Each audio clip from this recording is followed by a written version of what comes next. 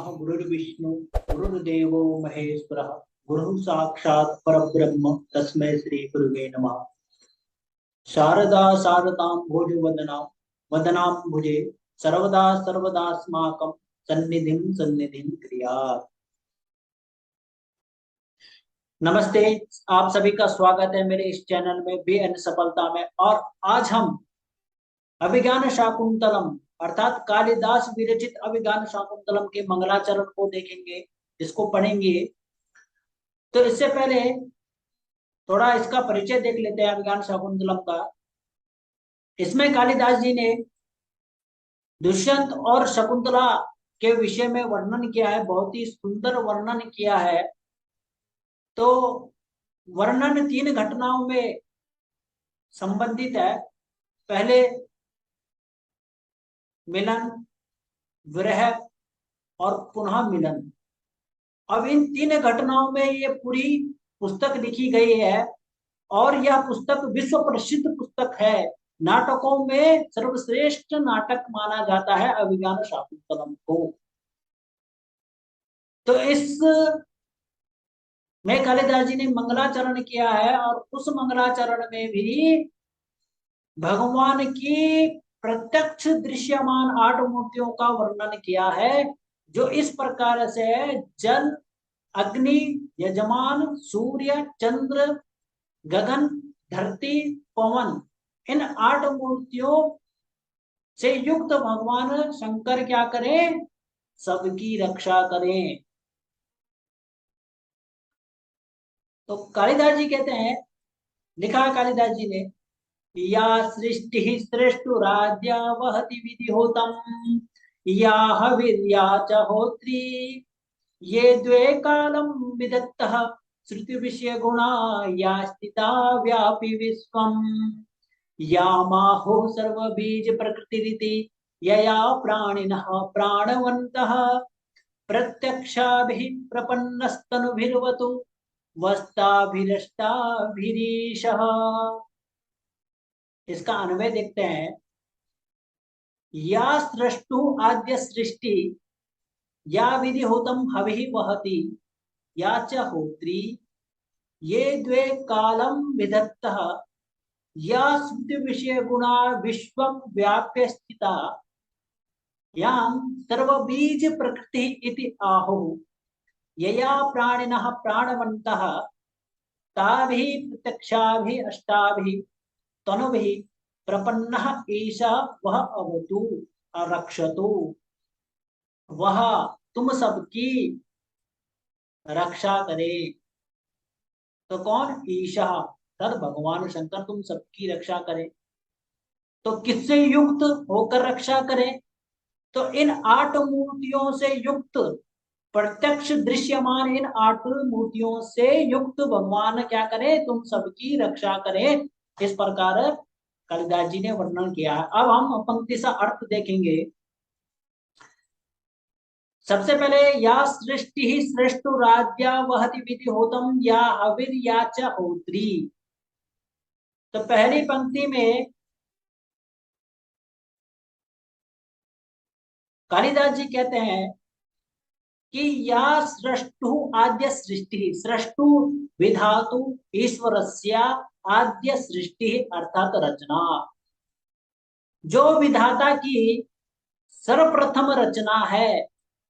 सृष्टि तात्पर्य है रचना, कृति। तो वो है जल रूपी मूर्ति। विधाता की जो सबसे पहली जो रचना है वो है जल। इससे युक्त भगवान शंकर क्या करें? तुम्हारी रक्षा करें। फिर कहा है या विधि होतम हवि वहती, वहती अर्थात ले जाती है, पहुंचाती है। तो क्या ले जाती, क्या पहुंचाती है? तो कहा विधि होतम हवि, हवि मतलब आहुति। तो होम द्रव्य घृत जल इत्यादि पदार्थ को वहती ले जाती है इनके पास, तो देवानाम समीपे, देवताओं के समीप। तो जो जो मूर्ति, अर्थात यहाँ पे हवि से तात्पर्य अग्नि रूपी मूर्ति से कहा गया है कि विधि हुतम हवि, जो विधि पूर्वक हवन की जाने वाली जो आहुतियां हैं उनको वहती ले जाती है देवताओं के पास। तो कौन? अग्नि। तो अग्नि में जब हम क्या करते हैं, आहुति डालते हैं, अमुक अमुक देवताओं के नाम की आहुति डालते हैं, सूर्याय नमः, इंद्राय नमः, रुद्राय नमः, शंकराय नमः, विष्णवे नमः, तो इत्यादि अमुक अमुक देवताओं की आहुति कौन ले जाता है? तो अग्नि ले जाती है। तो दूसरी मूर्ति है अग्नि रूप मूर्ति। आगे कहा है च या होत्री, और जो होत्री अर्थात हवन करने वाली अर्थात यजमान रूप मूर्ति। अब दूसरी पंक्ति का अर्थ देखते हैं। होत्री, होत्री का तात्पर्य क्या है, अर्थ क्या है? यजमान, जो हवन करता है, जो आहुति डालता है। आगे देखें दूसरी पंक्ति का अर्थ है ये द्वे कालम विदत्तः, विभाजित करती हैं किसको? कालम, समय को विभाजित करती हैं, समय को बांट देते हैं, जो समय का विधान करते हैं, अर्थात दिन रात ऋतुएं हो गई हैं, तो इन समय को बांट देती हैं। तो ये जो वे दो कालम विदतः, कालों में अर्थात समय का विधान करती है, तो कौन? तो सूर्य और चंद्र रूप। सूर्य और चंद्र क्या करते हैं? समय को बांट देते हैं। दिन रात किससे होता है? सूर्य से। तो सूर्य क्या करते हैं? समय को बांट देते हैं, सूर्य और चंद्र। आगे कहा है या श्रुति विषय गुणा विश्वम व्याप्य स्थिता, अर्थात जो शब्द गुण वाली संपूर्ण संसार को व्याप्त करके या आच्छादित करके स्थित रहती है, विद्यमान रहती है। तो कौन? तो आकाश। आकाश क्या है? तो संपूर्ण संसार में व्याप्त है, आच्छादित है, पूरे संसार को ढका हुआ है, और कैसा है? स्थित है।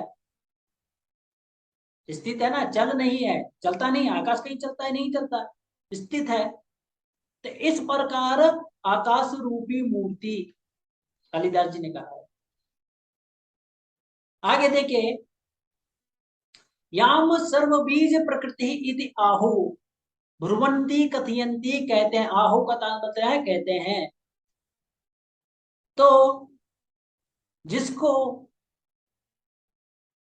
सर्वबीज प्रकृति ही, अर्थात जिसको धन्यादि सभी बीजों का कारण कहा गया है, कारण माना है, इस प्रकार कौन सी मूर्ति? तो पृथ्वी रूपी मूर्ति। पृथ्वी क्या है? इसमें सभी क्या है? धन धान्य उत्पन्न होते हैं, तो इसे कारण माना है, सभी बीजों का कारण माना है। सर्व बीज प्रकृति ही, प्रकृति ही अर्थात कारण, सभी बीजों का कारण कौन है? पृथ्वी। आहु ऐसा कहा गया है। यया प्राणिनः प्राणवन्तः, जिसके द्वारा प्राणिनः सभी प्राणी, प्राणवन्तः प्राण लेते हैं, प्राण वाले होते हैं। तो किससे प्राण लेते हैं? ऑक्सीजन से। तो ऑक्सीजन क्या है? वायु, हवा। तो वो हवा जब हम लेते हैं सांस रूपे, तो क्या हम जीवित हैं? तो इस प्रकार वायु रूपी मूर्ति क्या करे? तुम सबकी रक्षा करे। वायु तो रक्षा करती ही है। आगे कहा है ताभि प्रत्यक्षाभि अष्टाभि तनुभि, कि उन प्रत्यक्ष 8 कौन से?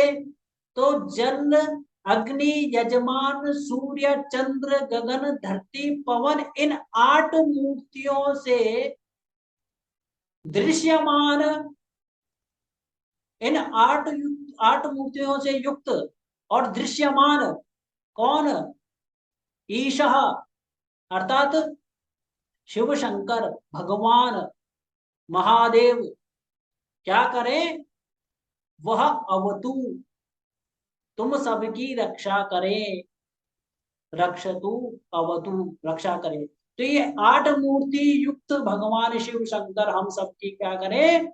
रक्षा करें। तो ऐसे क्या कहा है? इस प्रकार से कालिदास जी ने इन 8 मूर्तियों का वर्णन किया है। तो अब एक बार विस्तृत अर्थ देख लेते हैं कि जो जल रूपी मूर्ति ईश्वर की सर्वप्रथम रचना है, दूसरी जो अग्नि रूप मूर्ति जो विधि पूर्वक हवन की गई आहुति, होम द्रव्य, घृत, जल इत्यादि पदार्थ ले जाती है देवानाम समीपे, देवताओं के समीप, और जो हवन करने वाली यजमान रूप मूर्ति स्वयं क्या है? यजमान। यजमान क्या करता है? आहुति डालता है। तो यजमान को भी क्या कहा है? शंकर रूपी मूर्ति माना है। आगे जो काल का विधान करती है अर्थात सूर्य चंद्र रूपी मूर्ति, और जो क्या है? शब्द गुण वाली है अर्थात आकाश रूपी मूर्ति, जिसने क्या किया है? संपूर्ण संसार को व्याप्त करके या आच्छादित करके क्या है? विद्यमान है या स्थित रहती है। आगे कहा कि जिसको पृथ्वी रूप मूर्ति अर्थात धन्यादि सभी बीजों का कारण कहा गया है, और जिसके द्वारा सभी जीव प्राण वाले होते हैं, प्राण लेते हैं, इस प्रकार वायु रूप मूर्ति, ये सभी 8 मूर्ति युक्त दृश्यमान शिव शंकर हमारी क्या करें? रक्षा करें। यदि आपको वीडियो अच्छी लगी हो और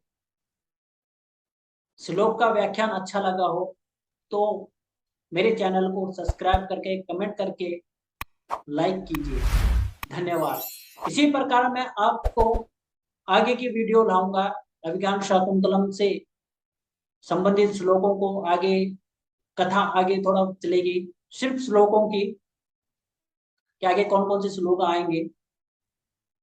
तो फिर से आपसे मुलाकात होगी, तब तक धन्यवाद।